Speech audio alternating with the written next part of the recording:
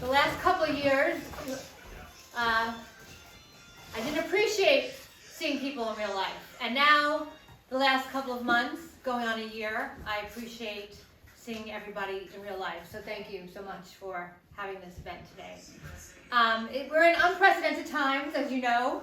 I don't have to explain it. We've all experienced this lockdown in all different ways. I specifically experienced it as losing my job, my second job, my third job, and my fourth job. I was a stand-up comedian. I am a stand-up comedian that will never die. I have hecklers already. The video game. I grew up in Brooklyn. I'm right over the bridge in Gravesend. If you know where Gravesend is, it looks like the outskirts of Sesame Street. If you're not familiar with that, sort of like where Snuffleupagus might have been born. You know, remember him? He was the big, hairy, opiate-addicted elephant that followed around the big bird. So I grew up in Gravesend, and it was a very blue-collar, middle-class neighborhood, and I always wanted to get into politics my entire life. I grew up in politics. Both half of my family was Republicans and half of my family was Democrat, and I became a Libertarian. So I guess I did it to make the peace. That. Beautiful. I guess I did that to make the peace. And I didn't really get involved much in politics until I actually declared I was at a Libertarian radio station in 2016. I mean, I hate saying that, but it's okay. Yeah. I was on a Libertarian radio station in 2015-16 with the Reverend Bob Levy, who was from Howard Stern, and it was half political station, and we were the comedy section. And I got very involved in learning about the Libertarian movement. And what I loved about it is that you could have all different views. As Larry Sharp said, you could be as liberal as you want, you could be as conservative as you want, but we could all talk about it and figure out a solution. And right now, we are in a city that needs solutions.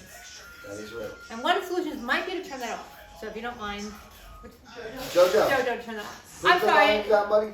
Is it okay? I'm sorry. You can just turn the sound off. Is that okay? Come on, There you go. I don't need. I don't want to. Yeah. Okay. There you go. So, basically, where I was at. So, we are in a place of unprecedented times, and I think now it's time that we start. We're in the Wild West, or I like to call it, New York is the Wild East. We are at ground zero, so to speak, and we are able to do anything and everything we want. We've learned that our government has failed us. They've locked us down. They didn't offer us any solutions, and even, you know, it created a backlash of people believing that this virus isn't real and it's very real, and then making a situation where they didn't let us even use proper protocols to keep our businesses open. That is unfair, and we are going to stop that. I am going to stop that with the help of my party and the people that have voted for me. We will never have lockdowns again unless it's people are bleeding from their noses. And I believe that, you know, it's where the problem is it was haphazard. So first of all, my gym is open right now as we speak, which I go to at night, and every restaurant is closed until maybe the 13th, and maybe 25% capacity. But that's still a bit. A restaurant this small at 25% capacity is like 3 people, right? If you think about it. So why is that?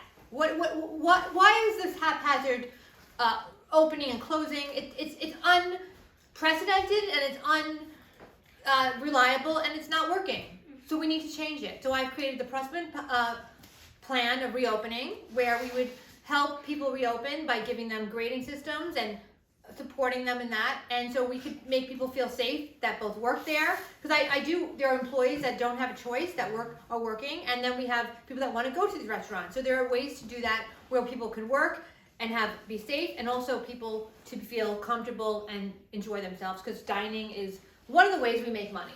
The arts are closed down completely.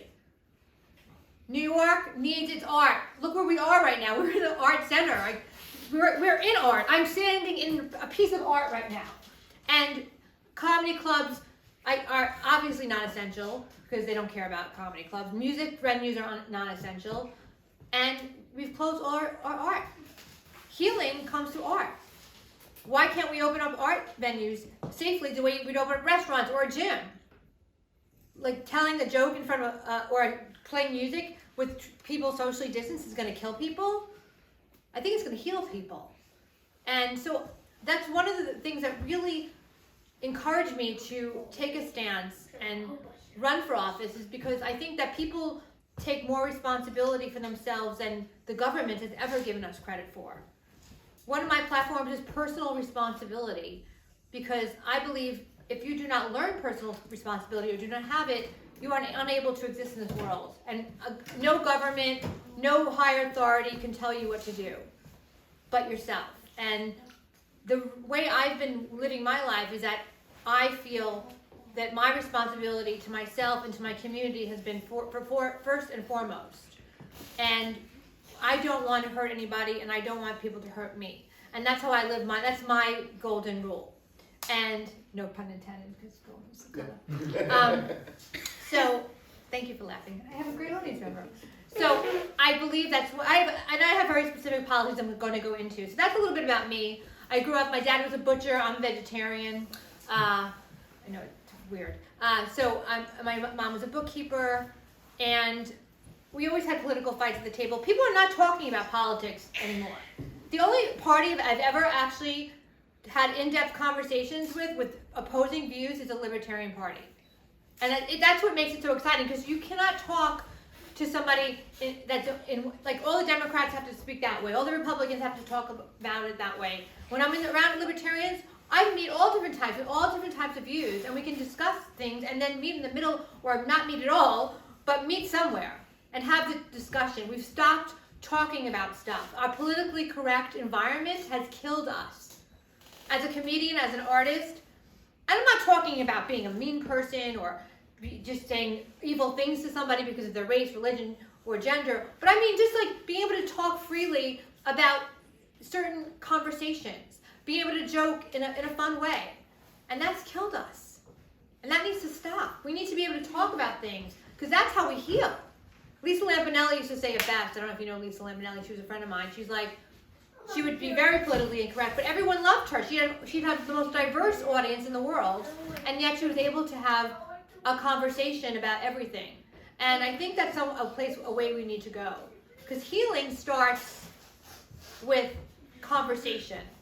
And the conversation needs to start to happen of our differences, of our similarities. And that is the way to bring some sort of unity to our city, to our country, to our world. And at the end of the day, we all want the same things. We want our personal liberties. We want our freedoms. And we want to be able to make a living and live our best lives. Whatever that may mean, my best life might be different than your best life, or your best life, or your best life. But I want all New Yorkers to have a free... What? Thank you. It's my director. A free and full life. Able to make a living in our economy, open our businesses up, small, and if you have a large business, you might have a large business. But be able to open up fairly and succinctly, and not feel that the government is overtaking you.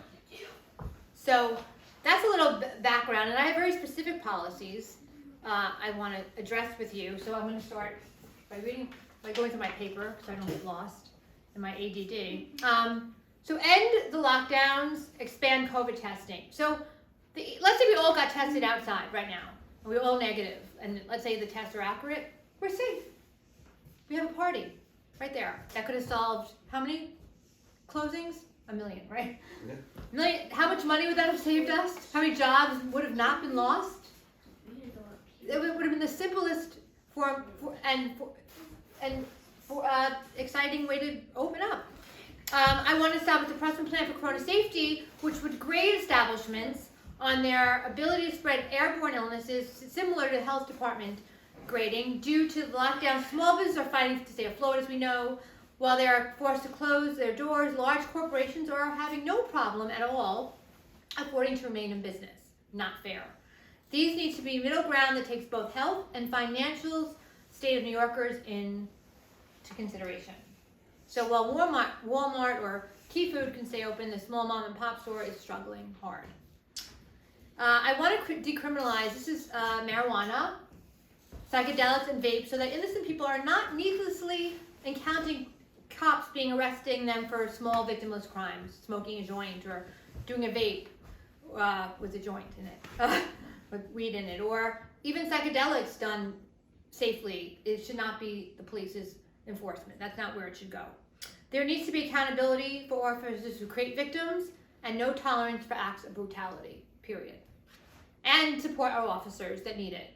I have friends that are officers and they're overworked. They do too many jobs.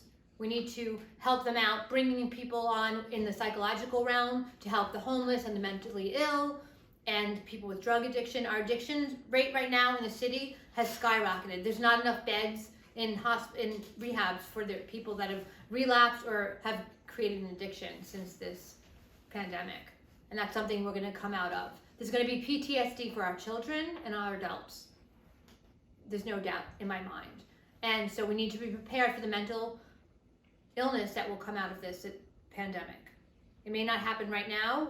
It may not happen a year from now, 2 years from now. People are going to be like freaked out by germs. It's going to happen. It happened after 9/11 and it's going to happen now.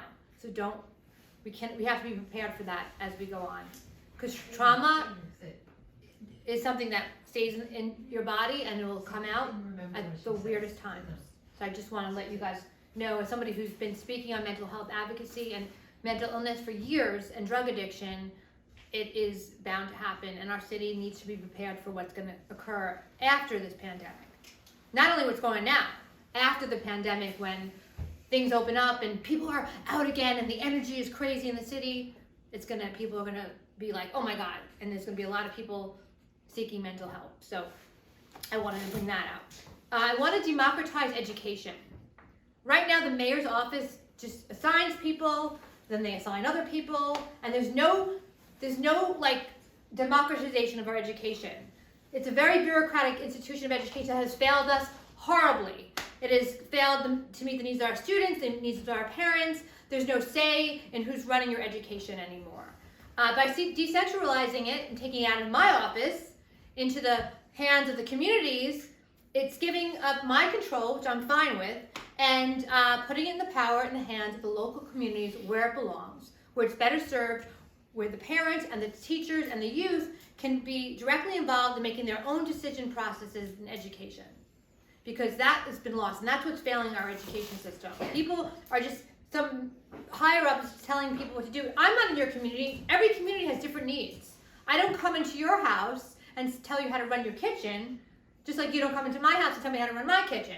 It's the same thing with your communities. The communities need to know that they are empowered into bringing the decisions that need to be done into their areas. Because the parents, only you know how to raise your child. You have your child right there. You know how to raise your child. I don't know how to raise your child. You know how her little quirks. I don't know her. If you gave me her right now, I'd be like, oh my God, I don't know what to do with her. I'll feed her. You know. So we all have to realize that we need to get it out of the control of the mayor or the governor, and it has to come down to the communities. And I want it to be democratized, where people are voting for their own whatever chancellors or school boards or whatever name parents. Everyone's gonna be voted on, not just assigned. That's where the cronyism and the bureaucracy is happening, and that's why our education system is failing us terribly, because no one is on the ground floor, and the teachers are complaining like, I'm not getting my needs.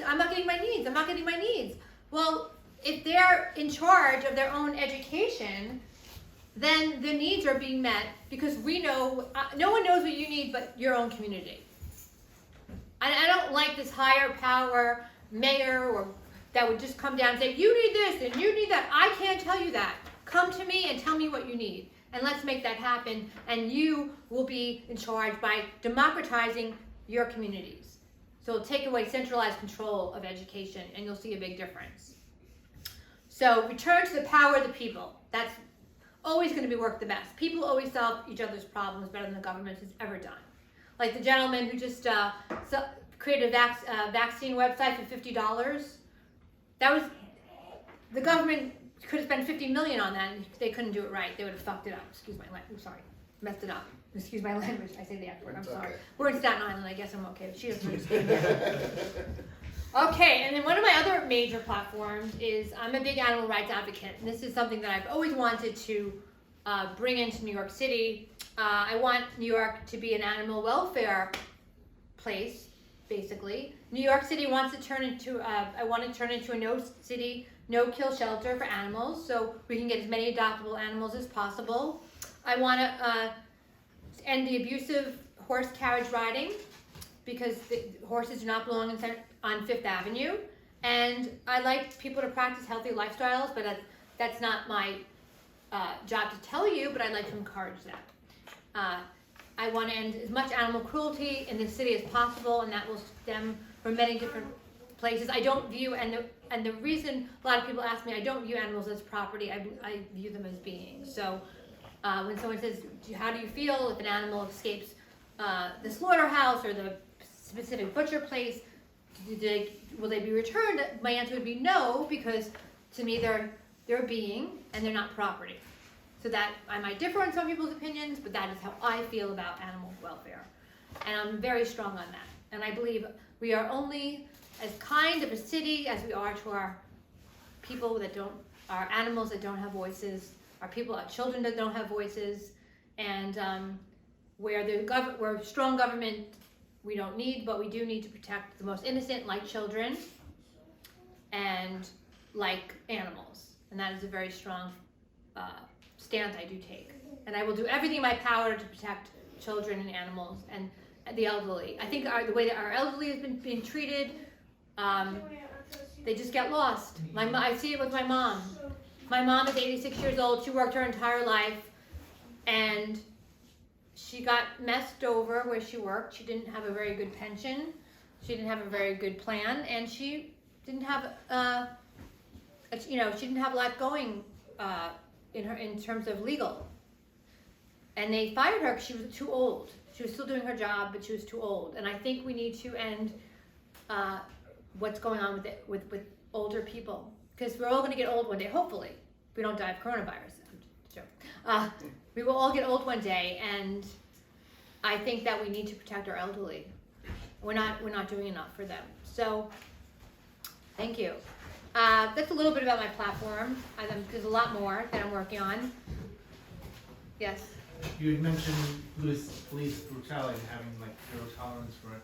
So would you, as mayor, favor a change in municipal charter to make the civilian complaint review board's conclusions binding rather than just advisory as they are now? I would binding. I also would want all reports, cameras need to be on at all times. I would have more cameras than they are now. I also want to stop traffic light. I'm really against these traffic lights. Those are actually killing people. They are. And the state and the city manipulated data. They are criminally liable. We should prosecute them and remove these cameras. I totally agree. They're creating more accidents because people say, oh my God, a camera, and they stop short because they think they're going to get a $50 ticket, and then the person behind them, and they get hurt. It's not working. Worse than that, there are adults on the street. So this is vehicles colliding with pedestrians. So it's not just cars. Oh wow. It's terrible. The numbers went up, and the state and the city just plain lied about it. It's a money. Again. Yeah, we're trying again. Yeah, I'm very against these traffic cameras because first of all, you can't go to court and fight a robot. Okay, that's very hard. So people just pay their $50. So it's a money grab, which I hate. I hate when things are a money grab. Specifically, and it's not like, oh, a police officer saw you were speeding, and they stopped you. All right, you were speeding over the limit, you got stopped, it was fair, but this is a camera, they're not always accurate, like you said. They're killing people, and it's not effective. It's just not an effective way to stop speeding or red light. It's not effective. Did Vision Zero work? Did accidents in the city go up or down? Right. It didn't work. It didn't work. Right, exactly. Statistically, it didn't work. So if it doesn't work, we have to change it. Yeah. So all it became, right, is a money grab. Right. And that is not right. We are not money grabs. And we're not going to get hurt. It turns the Constitution upside down because you don't get to face your accuser in court. Exactly. It's totally unconstitutional. To me, it is unconstitutional. Yeah, I mean, it's you guilty until proven innocent. Exactly. I'm gonna fight against like that light. I'm fighting against that light right now. He saw me. I'm like, I don't know. He doesn't talk. There's no police officer. There's no person. It's just a light, and they're inaccurate. They're not always accurate. A lot of times they're not accurate. We were talking about this the other day. We were talking about with Tom about these are accurate. These aren't accurate. You can't fight against your accuser. You can't go into court. But if you pull me over, I could say, no, that's not true. I was going 76. At least you're looking at someone in the face. But that's not a court of law, me against a machine. And now they're gonna take the property away from you. If you get too many tickets, they're gonna confiscate your car. Right, it's wrong, it's wrong. We have to stop that. Look, there's ways, I know that speed bumps aren't the best thing, but they're much better than that. At least, if you want to stop speeding, put a They're actually bump. safety. What? They're actually safety, the speed bumps. Yeah, I'd rather have, speed bumps, at least they're annoying, but they work. Right here on Staten Island, on Henderson Avenue, there used to be an accident a week. From the speed bump? From speeding. And then they put speed bumps in, no more accidents, all gone. Get a speed bump, there you go. Get a speed bump. Exactly. Yeah. So I think that's something we need to really That's work it. The accidents are gone once you put in a speed bump. Thank you. Can I have him on my campaign? I love his Sure. There's so many things. There's so many things that are just need to be changed. And then when you do the deep dive, my team and I are right now, we're doing the deep dive, okay? There's money to be had. Like for instance, one of the things that we found out, this is just a little interesting fact, is that Madison Square Garden does not get taxed. What is that? Was it $800 million a year or some crazy amount of money? Paul, I don't remember. It was like 800. It was like the Madison Square Garden Stadium is like it avoids about $45-ish million in property taxes a year because they got some special deal to be allowed to avoid property tax at first as an incentive for them to build up more, and then they've been able to continue that extension for decades at this point. Yeah, so if people tell me there's no money in the city, there's money to be had for the right things. We could, these people, that's where why do I have to pay taxes out of my measly salaries and then they don't pay any taxes? Because they donate to Cuomo and it's a state law that makes this happen. Right. So there's a lot of things that need to change. Thank you, Paul. There's a lot of things that need to change and we need to do the deep dive. And I'm willing to do the deep dive in the budget, see what's there, what needs to be done. I want to take zoning out almost completely, unless it's going to either hurt wildlife or do something really terrible to somebody. So zoning needs to stop in a lot of ways. We are now office buildings. I don't know. Did anyone work in an office in the city at one point, and now they're working at home? Okay. Are you back working from home? Yeah. Okay. So do you think you're going to go back ever, or do you think that's done for pretty much? Well, I still go to the office, that's what my job requires it. Okay. Technically, I work from home. Okay. So, but do you think a lot of these offices that don't need people to be in the office anymore, so they're going to either downgrade their office to just a few desks, a 20,000, or a 20,000 foot square office is going to go to 5,000 or 500 maybe, even the size of this, and people are just, the office spaces all need to be, rethought. We need more hospitals in the city. After this, no one should be waiting in New York City. We do. No one should be waiting 9 hours in an emergency room because they cut their finger open. I know. They will cut their finger off. Yeah, I know, right, Joe? So we need that. I believe, after seeing this pandemic and all this stuff, these problems could have been easily solved. Maybe the first month or two, they would have had some sort of lockdown to figure out what the hell was going on, because no one knew what was going on. And then we could have figured it all out. Once the testing started, once, we figured out where it was coming from. I mean, I went to get tested the other day because I needed to go into a place. And I'm like, are people coming in positive? They were like, no, people are coming in mostly negative. So that's a good sign. And I think now with people being immunized, I think that's also cutting down the population of people having it versus people who are still have the antibodies. So that's a good sign. We're heading in the right direction. I think we're ready to open up. They're opening up Barclays, I believe, for games soon, which is exciting. So I think life is coming back. Now we have to be prepared for that. I'm excited about the opportunities. People keep saying it's all doom and gloom. I don't believe that. I'm a kind of an optimist I'm kind of like a hopeful cynic in a way. I believe we're going to have a renaissance of the arts, of small businesses, of creative businesses, of the independent contractor. I think it's going to be very exciting. I think a lot of people are coming to the city, and it's going to be like it was back in a good way, in the 70s and the 60s when the creativity came. And I don't mean just creative in the arts, I mean creative in businesses, innovation. We're ready for it now. We have no one to stop us, and I think that is where we are headed as a city specifically, because we are the greatest city in the world. I don't care what anybody says. We might just have had a hard time, but we are together. We can be on a subway. We can have 20 different types of people on a subway, and no one kills each other most of the time.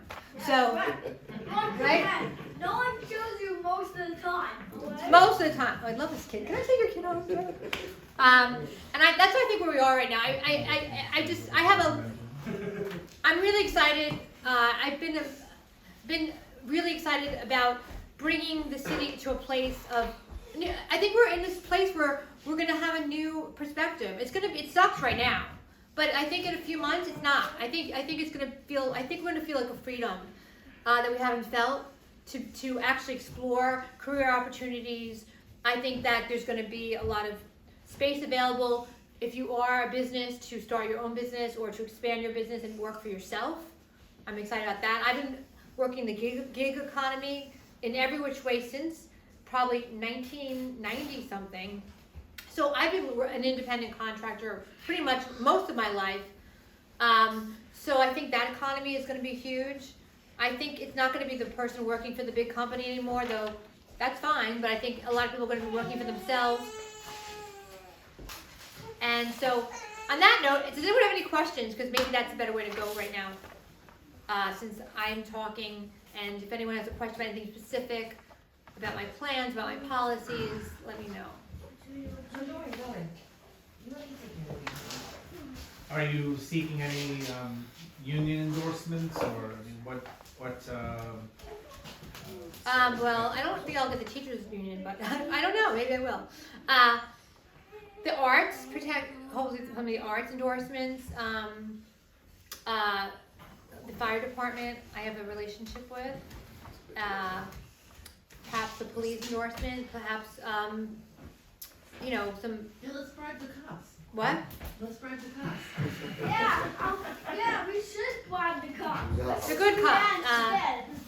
no bribing of the cops. No bribing of the cops. I'm seeking endorsements throughout animal rights endorsements, of course. Every which way, I'm seeking. I have no one I don't feel. Oh, vape endorsements. That's a big one. Because they banned vapes. And vapes, the other thing, this is like another, so remember back a couple of years ago, like 3 people died from vapes because they had put vitamin E in the vapes? I know that. You know that, right? You shouldn't know that, but anyway. So that they had what was a small company wanted to skimp out and put in their THC vapes, they put vitamin E. It was one small company, not a big company. And a few people had passed, sadly, and got sick. And so they banned vapes. That's our solution. Like, so one bad thing happens, they just ban everything. And so vapes is a way to stop smoking. It's also healthier in certain ways, at least to the people around you. There's not as many long-term effects, and it's a way to sort of get off smoking. So we have an incentive for vaping in the city as a smoking cessation. So people can stop smoking cigarettes, which cost also a fortune and aren't healthy for the people around you. So, and a lot of people love vapes, and there's no reason why you can't vape, and there shouldn't. That's something that really drives me nuts. So like one bad thing happens and they take it away from everybody. That makes me nuts. That's been making me nuts since day one. Like a person does a bad thing and then none of us can do it anymore.